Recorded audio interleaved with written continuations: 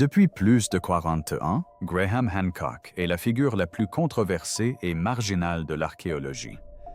Journaliste devenu chercheur, il a consacré des décennies à étudier les civilisations anciennes, à remettre en question l'orthodoxie académique et à proposer des théories que les égyptologues reconnus ont qualifiées de pseudosciences. On l'a traité de charlatan, de complotiste, et pire encore, ses livres notamment.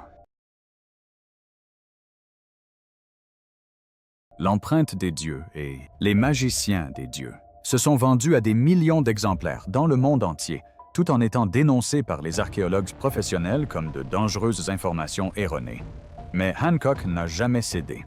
Il a poursuivi ses recherches, se rendant sur des sites reculés, consultant des ingénieurs et des géologues, et posant les questions que le monde universitaire refuse d'aborder. Comment les anciens Égyptiens, armés d'outils en cuivre et de marteaux de pierre, parvenaient-ils à tailler et façonner des blocs de granit avec une précision que les tailleurs de pierre modernes peinent à reproduire? Comment percent-ils des trous parfaitement circulaires dans la pierre la plus dure connue des civilisations antiques? Comment créent-ils des surfaces si planes et lisses, avec des tolérances de l'ordre du millième de pouce? Pendant des décennies, Hancock a soutenu que les explications classiques, scies en cuivre avec abrasifs de sable, pierres à piler et ciseaux en bronze, ne correspondaient pas aux preuves matérielles. Il devait donc exister autre chose. Les anciens Égyptiens possédaient sans doute un savoir-faire ou une technologie aujourd'hui perdue. L'archéologie conventionnelle a réagi avec le même rejet. Selon elle, Hancock ne comprend rien aux techniques anciennes. Il projette des hypothèses modernes sur des savoir-faire ancestraux. Il n'y a là aucun mystère, seulement de la patience et de l'habileté. Jusqu'à présent. Fin 2023, Hancock a fait une annonce qui a forcé même ses plus farouches détracteurs à s'intéresser à la question. Il affirme avoir identifié la méthode exacte utilisée par les anciens Égyptiens pour tailler le granit. Non pas par des spéculations ou des théories, mais grâce à des preuves matérielles, à l'archéologie expérimentale et à la collaboration avec des spécialistes des matériaux ayant analysé d'anciens artefacts en granit à l'échelle microscopique. Et leur découverte, les preuves apportées par Hancock, suggèrent que les anciens utilisaient une technique que l'égyptologie moderne n'a jamais sérieusement envisagée. Une technique qui explique la précision, la rapidité et l'ampleur du travail du granit dans l'Égypte antique. Une technique qui remet en question non seulement la construction des pyramides, mais aussi le niveau de sophistication technologique du monde antique. Voici l'histoire de la découverte de Graham Hancock, de sa démarche et des raisons pour lesquelles, après 40 ans de rejet par l'archéologie conventionnelle, il détient enfin la preuve matérielle qui change la donne. Pour comprendre l'importance de cette découverte, il faut saisir le problème qu'il s'efforce de résoudre depuis 4 décennies. Les pyramides ne sont pas les réalisations les plus impressionnantes de l'Égypte antique. Bien que massives, elles sont principalement construites en calcaire, et leur édification s'explique par des techniques antiques connues. Le véritable mystère réside dans le granit. Le granit est l'une des pierres les plus dures au monde, avec une dureté de 6 à 7 sur l'échelle de Mohs. Il est composé de quartz, de feldspath et de mica, des minéraux extrêmement résistants à l'abrasion et à la fracture. Même avec des outils électriques modernes équipés de lames diamantées, la découpe du granit est lente, difficile et nécessite un équipement spécialisé. Pourtant, les anciens Égyptiens travaillaient le granit de manière intensive. La chambre du roi dans la Grande Pyramide est entièrement construite en blocs de granit, dont certains pèsent plus de 70 tonnes. Le temple de la vallée de Gizeh renferme d'énormes blocs de granit, assemblés avec une telle précision qu'il est impossible d'y glisser une lame de rasoir. Des statues taillées dans des blocs de granit monolithiques présentent des détails d'une finesse telle qu'un simple martelage serait impossible à réaliser. Plus étrange encore, Des carottes prélevées dans des blocs de granit révèlent des rainures hélicoïdales, traces de forage, qui s'enfoncent dans la pierre à une vitesse que les ingénieurs modernes peinent à expliquer. Certaines carottes présentent des vitesses d'avance, c'est-à-dire la profondeur de coupe par rotation, supérieure à celle que les forêts modernes atteignent dans le granit sans forêt diamantée. « Je suis tailleur de pierre depuis 30 ans », confiait un artisan contemporain en examinant des ouvrages en granit de l'Égypte antique. « J'ai travaillé le granit avec toutes les techniques possibles et je suis incapable de reproduire leur travail, ni avec les outils que les égyptologues leur attribuent, ni même avec le matériel moderne. Une telle précision est tout simplement impossible. »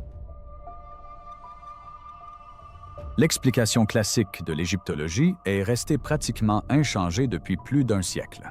Elle stipule que les anciens Égyptiens utilisaient des scies et des forêts en cuivre, avec du sable comme abrasif, pour tailler le granit. Pour le façonner et le polir, ils employaient des pilons en dolérite. Des pierres très dures servant à user progressivement la surface du granit par percussion. Mais cette explication présente des problèmes sérieux que même certains archéologues reconnus admettent en privé. Le cuivre est plus tendre que le granit. Sur l'échelle de Mohs, le cuivre a une dureté de 2,5 à 3, tandis que le quartz qui compose le granit a une dureté de 7. Lorsqu'on essaie de couper un matériau plus dur avec un matériau plus tendre, même abrasif, ce dernier s'use plus rapidement. La scie ou le forêt se briserait bien avant d'avoir percé le granit de manière significative. L'archéologie expérimentale a testé des outils en cuivre abrasif au sable sur du granit. Les résultats sont décevants. La progression se mesure en millimètres par heure. Le cuivre s'use rapidement. Les coupes obtenues sont grossières et imprécises. Ces résultats sont très différents des coupes nettes et précises que l'on observe dans les ouvrages en granit de l'Égypte antique. Les pilons en dolérite fonctionnent, mais leur fabrication est extrêmement lente. Des expériences modernes montrent que le façonnage d'une surface en granit par pilonnage exige des centaines d'heures, même pour de petites surfaces.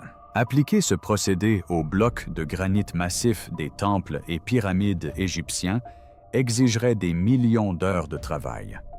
Possible, certes, mais difficilement envisageable compte tenu du nombre de structures en granit produites. Aucune de ces techniques n'explique une telle précision. Les ouvrages en granit de l'Égypte antique présentent des surfaces planes au millième de pouce près sur des zones de plusieurs mètres. Les trous percés sont parfaitement circulaires et conservent un diamètre constant sur toute leur profondeur. Les coupes à la scie sont droites et parallèles sur de longues distances. Un tel niveau de précision est non seulement difficile à atteindre avec des outils primitifs, mais pratiquement impossible. Il faut des outils de mesure suffisamment précis pour vérifier l'exactitude, des outils de coupe suffisamment rigides pour maintenir l'alignement et des techniques suffisamment constantes pour reproduire les résultats. Depuis 40 ans, Graham Hancock soutient que ces problèmes mènent à une seule conclusion. Les Égyptiens avaient accès à des techniques ou des technologies que l'égyptologie traditionnelle n'a pas identifiées. Sans pour autant prétendre à une technologie de pointe au sens de la science-fiction, Hancock n'a jamais affirmé que les anciens Égyptiens disposaient de découpeuses laser ou de scies électriques. Mais face à des éléments plus complexes que le cuivre et le sable, la réaction du monde universitaire a été dédaigneuse. Hancock n'a aucune formation en archéologie ou en égyptologie. C'est un journaliste, pas un scientifique. Ses théories sur les civilisations disparues et les technologies anciennes avancées s'écartent du consensus académique dominant. Par conséquent, ces critiques des explications conventionnelles peuvent être ignorées sans risque, du moins jusqu'à ce qu'il en trouve la preuve. La découverte majeure de Hancock ne provient pas de nouvelles trouvailles en Égypte, mais de l'analyse d'anciennes preuves grâce aux nouvelles technologies. En 2022, Hancock s'est associé au Dr Massoud Gharib, un spécialiste des matériaux en tribologie, l'étude du frottement, de l'usure et de la lubrification dans les interactions entre les matériaux. Gharib n'avait aucun intérêt dans le débat sur l'Égypte antique. Il était simplement curieux de comprendre un problème technique. Comment tailler une pierre extrêmement dure avec des moyens technologiques limités? Ils obtinrent l'autorisation d'examiner des artefacts en granit de l'Égypte antique à l'aide de la microscopie électronique à balayage et de la spectroscopie des rayons X à dispersion d'énergie, des techniques permettant d'analyser les surfaces des matériaux à l'échelle microscopique, voire moléculaire, et de révéler des détails invisibles à l'œil nu ou même au microscope optique classique. Ce qu'ils découvrirent sur les surfaces de coupe des blocs de granit antiques les stupéfia tous deux. Les surfaces de granit présentaient des traces évidentes d'un procédé de coupe qui ne correspondait pas à celui utilisé avec des outils en cuivre et du sable abrasif. Au contraire, les traces d'usure, les rayures et les signatures chimiques suggéraient une toute autre approche. Les anciens Égyptiens utilisaient une boue, un mélange liquide contenant non seulement du sable, mais aussi des minéraux spécifiques qui amélioraient considérablement l'efficacité de la coupe. Plus précisément, l'analyse a révélé des traces de corindon incrustées dans les surfaces taillées anciennes. Le corindon est de l'oxyde d'aluminium, le même minéral qui compose les rubis et les saphirs. Sur l'échelle de Mohs, sa dureté est de 9, ce qui en fait l'une des substances naturelles les plus dures, juste après le diamant. L'industrie moderne utilise le corindon synthétique, connu sous le nom d'alumine, comme abrasif pour la découpe et le meulage des matériaux durs. Mais voici ce qui rend cette découverte extraordinaire. Le corindon n'existe pas à l'état naturel en Égypte sous des formes utilisables comme abrasif. Les gisements importants les plus proches se trouvent dans des régions avec lesquelles l'Égypte antique entretenait des relations commerciales. Mais utiliser le corindon comme abrasif industriel nécessiterait d'en connaître les propriétés et de l'intégrer délibérément au procédé de découpe. Ce n'est pas une découverte fortuite, a expliqué le docteur Gharib. On ne trouve pas du corindon, on ne constate pas qu'il taille mieux la pierre que le sable, et on ne se met pas à l'utiliser. Il faut comprendre la dureté des minéraux. Il faut expérimenter avec différents abrasifs. Il vous faut mettre au point des techniques de préparation. Le corindon doit être broyé à des granulométries spécifiques pour être efficace comme abrasif. Cela relève de la science des matériaux de pointe. Les implications étaient profondes. Si les anciens Égyptiens utilisaient délibérément des pâtes abrasives à base de corindon, cela signifiait qu'ils maîtrisaient la dureté des minéraux et les propriétés abrasives à un niveau bien plus avancé qu'on ne le pensait. Ils avaient établi des réseaux commerciaux spécifiquement pour se procurer des matériaux industriels indisponibles localement. Ils avaient mis au point des techniques de traitement permettant de préparer et d'utiliser efficacement ces matériaux. Le mystère de leur méthode de découpe du granit n'en était pas un. Ils possédaient une technologie véritablement supérieure, même si elle était différente de celle que l'on imagine généralement aujourd'hui. Hancock ne s'est pas arrêté à l'analyse microscopique. Il voulait vérifier si les barbotines à base de corindon pouvaient reproduire les techniques de travail du granit dans l'Égypte antique. Début 2023, il a organisé des essais d'archéologie expérimentale en collaboration avec des tailleurs de pierre traditionnels et des spécialistes des matériaux. Les expériences étaient simples. Ils ont tenté de couper et de percer du granit à l'aide d'outils en cuivre et de 3 abrasifs différents. Du sable, la méthode classique.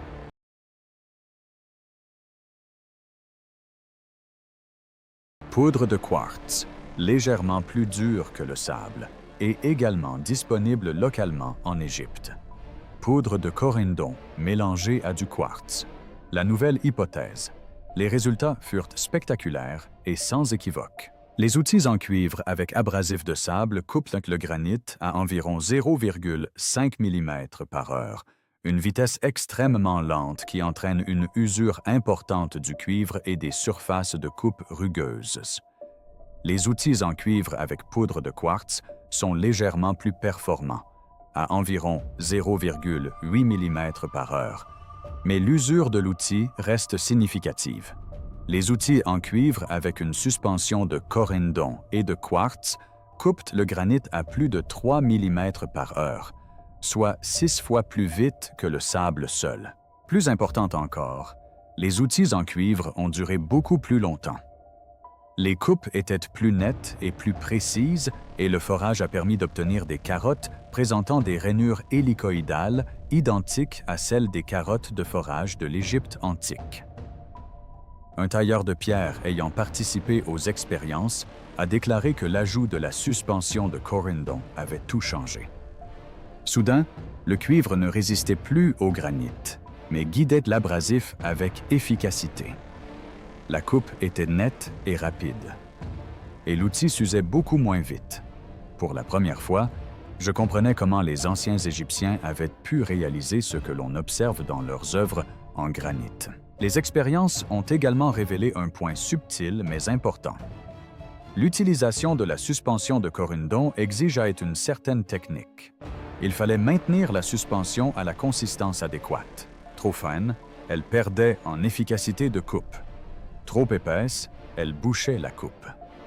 Il fallait contrôler le mouvement de coupe pour assurer une pression uniforme. Il fallait contrôler la température pour éviter que la barbotine ne sèche. Autrement dit, cela exigeait des artisans qualifiés qui connaissaient parfaitement leurs matériaux et leurs outils. Exactement ce qu'on attend d'une civilisation suffisamment avancée pour construire les pyramides. Lorsque Hancock a présenté ses résultats lors d'une conférence sur les sciences des matériaux fin 2023, choisissant délibérément un cadre scientifique plutôt qu'une conférence d'archéologie, la réaction des spécialistes et ingénieurs en sciences des matériaux a été globalement positive. Les preuves étaient solides et les expériences bien conçues. Les conclusions découlaient logiquement des données. Mais lorsque ces découvertes ont été présentées aux égyptologues et aux archéologues, la réaction a été plus nuancée. Certains archéologues ont reconnu que l'hypothèse du corindon était plausible et méritait d'être sérieusement étudiée. Ils ont souligné que les preuves directes des techniques abrasives de l'Égypte antique sont rares, car les pâtes abrasives se conservent mal lors des fouilles archéologiques. Les traces de corindon sur les surfaces de coupe anciennes pourraient constituer la meilleure preuve que nous trouverons jamais. D'autres se montraient plus sceptiques, sans pour autant rejeter l'hypothèse. Ils ont soulevé des questions pertinentes. Quelle quantité de corindon aurait été nécessaire? Existe-t-il des preuves de commerce de corindon durant les périodes concernées? Les traces trouvées sur les surfaces anciennes proviennent-elles avec certitude du processus de taille, ou pourraient-elles résulter d'une contamination ultérieure? Mais une part importante de la communauté égyptologique universitaire a réagi par le même rejet auquel Hancock est confronté depuis 40 ans. Il n'est pas archéologue de formation. Il a déjà promu des théories marginales. Son implication dans cette recherche entache les résultats, indépendamment de leur valeur scientifique. Cette réaction a révélé un point important. La résistance aux travaux de Hancock ne tient pas principalement aux preuves. Elle est liée à l'autorité, aux qualifications et au profond malaise du milieu universitaire face à la remise en question des récits établis par des personnes extérieures à ce milieu. Hancock a déclaré dans une interview de 2024 : « Des égyptologues m'ont dit que même si j'avais raison au sujet du corindon, je ne devrais pas être celui qui l'affirme. Mon absence de formation archéologique formelle m'empêche de contribuer à ce domaine, même lorsque je travaille avec des scientifiques reconnus et que je présente des preuves solides. Il ne s'agit pas de vérité, mais de contrôle d'accès. Mais les faits sont incontestables. L'hypothèse du corindon a gagné du terrain auprès des ingénieurs, des spécialistes des matériaux et même de certains archéologues prêts à dépasser la réputation controversée de Hancock pour examiner les données concrètes. La découverte du Corindon a conduit Hancock à une conclusion plus générale. Nous nous sommes posé les mauvaises questions sur l'Égypte antique. Il ne s'agit pas de savoir si les anciens Égyptiens avaient perdu des technologies avancées, mais plutôt quelles connaissances ils possédaient et que nous n'avons pas su reconnaître car elles ne correspondent pas à nos attentes. Hancock soutient que l'Égypte antique, notamment durant l'Ancien Empire, période de construction des pyramides, possédait une connaissance approfondie des sciences des matériaux, des principes d'ingénierie et des techniques de fabrication, que l'archéologie moderne a systématiquement sous-estimées. Il ne s'agissait ni de magie, ni de technologie extraterrestre, mais d'un savoir acquis au fil des générations par l'expérimentation, l'observation et le perfectionnement. Connaissance des pierres les plus efficaces pour tailler d'autres pierres. Connaissance de la préparation des boues abrasives. Granulométrie et consistance optimale. Connaissance de la conception des outils, des techniques de coupe et du contrôle qualité. Selon Hancock, on considère souvent les peuples anciens comme primitifs parce qu'ils n'avaient ni électricité ni ordinateur. Pourtant, ils disposaient de temps, de motivation et d'une intelligence comparable aux nôtres. Ils ont pu expérimenter pendant des générations, perfectionnant leurs techniques jusqu'à atteindre la précision. Nous trouvons cela impressionnant encore aujourd'hui. La question n'est pas de savoir s'ils auraient pu le faire, mais plutôt ce qu'ils savaient exactement. L'hypothèse du Corindon apporte une réponse à cette énigme. Mais Hancock pense qu'il reste encore beaucoup à découvrir, notamment la composition chimique des suspensions de Corindon. Était-on utilisé différentes combinaisons de minéraux selon les usages? Des abrasifs plus grossiers pour la première coupe? Des abrasifs plus fins pour la finition? Des liants étaient-ils ajoutés pour améliorer la consistance de la barbotine? Existait-il des variations régionales dans la composition des abrasifs en fonction des matériaux disponibles? L'analyse d'autres ouvrages en granit de l'Égypte antique pourrait révéler des variations de techniques selon les périodes et les sites. Cela permettrait de mieux comprendre la transmission du savoir, l'évolution des techniques et l'existence éventuelle de maîtres artisans dont les méthodes spécifiques produisaient des résultats supérieurs. Au-delà de la taille du granit, quelles autres technologies de l'Égypte antique avons-nous mal comprises ou sous-estimées? Les formulations du béton? Les techniques de travail des métaux? Les instruments de mesure de précision? Autant de domaines où nos hypothèses modernes sur les capacités des anciens Égyptiens pourraient nécessiter une révision. À 74 ans, Graham Hancock est parvenu à un stade de sa carrière où la reconnaissance de ses erreurs importe moins que l'héritage qu'il laissera. Pendant 40 ans, il a été dénigré par le monde universitaire, attaqué par les sceptiques et qualifié de pseudo-scientifique malgré son plaidoyer constant pour une recherche fondée sur les preuves plutôt que pour une adhésion dogmatique aux théories conventionnelles. La découverte du Corindon ne justifie pas tout ce que Hancock a proposé au cours de sa carrière. Ses théories sur les civilisations disparues, les catastrophes climatiques et les connaissances astronomiques antiques demeurent controversées et pour la plupart non prouvées. Nombre d'archéologues considèrent encore son œuvre dans son ensemble comme spéculative et insuffisamment rigoureuse. Mais concernant cette question précise, comment les anciens Égyptiens parvenaient-ils à tailler le granit avec une telle précision? Il semblerait que Hancock ait eu raison. L'explication classique était incomplète. Les preuves témoignent d'une compréhension plus nuancée de la science des matériaux dans l'Égypte antique que celle que l'égyptologie dominante était disposée à reconnaître. « Je n'ai pas besoin d'avoir raison sur tout », a déclaré Hancock lors d'une récente interview. Cette distinction ne peut se fonder uniquement sur les qualifications. Elle exige d'examiner les preuves, de vérifier les affirmations et d'admettre que les idées reçues doivent être révisées. Dans le cas de Hancock, les preuves ont étayé sa contestation.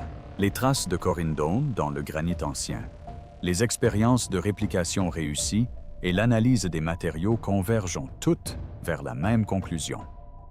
Les anciens Égyptiens utilisaient une technologie abrasive plus sophistiquée que ce que l'égyptologie traditionnelle supposait. Cela ne confirme toutefois pas toutes les affirmations de Hancock, mais cela confirme le principe qu'il défend depuis toujours. Les civilisations anciennes méritent d'être reconnues pour leur véritable sophistication technologique.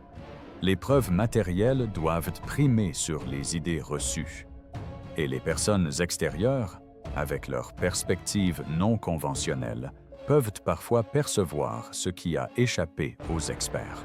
Après 40 ans passés à entendre qu'ils ne comprenaient rien à l'Égypte antique, Graham Hancock a apporté des preuves. Ni spéculation, ni théorie. La preuve est dans les expériences. Des outils en cuivre, utilisés avec une barbotine de corindon et de quartz, taillent le granit 6 fois plus vite que le sable seul, produisant des coupes lisses et précises d'une qualité comparable à celle des ouvrages de l'Égypte antique. La reproduction est sans équivoque. Des tailleurs de pierre modernes ont réussi à reproduire les techniques de travail du granit dans l'Égypte antique en utilisant des méthodes correspondant aux vestiges matériels, expliquant enfin comment la précision et l'ampleur des ouvrages anciens étaient atteintes. Graham Hancock affirme avoir découvert les outils utilisés par les anciens Égyptiens pour tailler le granit et en avoir apporté la preuve.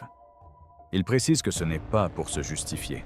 Il n'a pas besoin d'être justifié, mais de les justifier eux, de montrer qu'ils n'étaient pas des peuples primitifs aux prises avec des outils rudimentaires. C'étaient des experts en sciences des matériaux, maîtrisant parfaitement leur art et ayant développé des techniques d'une efficacité remarquable. Les anciens Égyptiens méritent d'être reconnus pour leur véritable prouesse technologique. Peut-être, qui sait, que l'archéologie traditionnelle devrait être disposée à écouter les preuves apportées par des chercheurs extérieurs à sa discipline, qui remettent en question les récits conventionnels.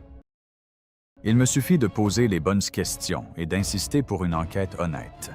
Les découvertes sur le corindon montrent que l'examen d'artefacts anciens, à l'aide d'outils analytiques modernes, révèle des connaissances et des capacités que les récits traditionnels ont occultées.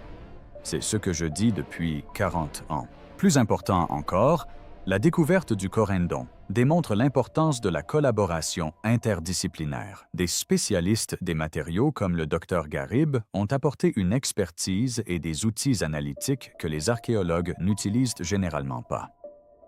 Leur regard neuf et leur méthodologie de test rigoureuse ont permis d'obtenir des résultats que la seule investigation archéologique n'avait pas permis de déceler. Cela ouvre la voie à la résolution d'autres mystères antiques en s'affranchissant des frontières disciplinaires et en favorisant la collaboration entre archéologues, ingénieurs, spécialistes des matériaux et autres experts capables d'apporter des approches analytiques variées aux artefacts anciens.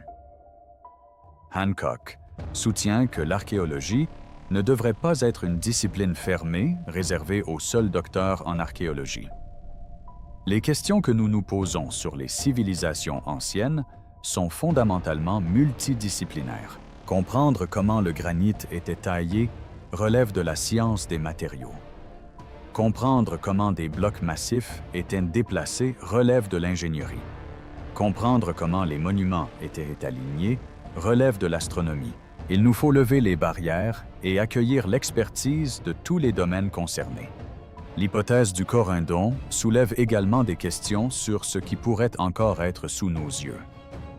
Des preuves de savoir ancien que nous avons négligées faute de les chercher, faute d'outils d'analyse adéquats ou faute de poser les bonnes questions. Combien d'autres techniques anciennes avons-nous écartées comme impossibles ou mystérieuses simplement parce que nous n'avons pas identifié les matériaux ou les méthodes spécifiques utilisées?